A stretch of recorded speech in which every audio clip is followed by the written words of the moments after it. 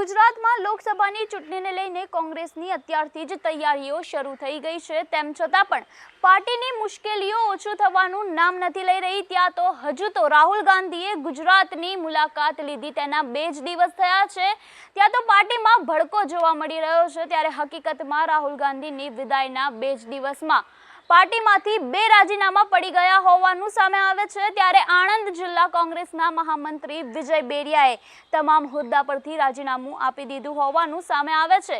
તેમજ આ સિવાય વિધાનસભા સોશિયલ મીડિયા પ્રમુખ વિજય જોશીએ પણ પાર્ટીમાંથી રાજીનામું આપી દીધું છે। ત્યારે નોંધનીય છે કે બંનેએ રાજીનામું આપતા જણાવ્યું કે આણંદ જિલ્લા કોંગ્રેસમાં આગળ જવા માટે ક્ષત્રિય હોવું જરૂરી છે। ત્યારે આ આરોપોની વચ્ચે કોંગ્રેસમાં લોકસભાની ચૂંટણી પહેલા હજુ તો વધુ રાજીનામા પડી શકે તેવી શક્યતાઓ વધુ લાગી રહી છે। ત્યારે આપનું આ અંગે શું કહેવું છે?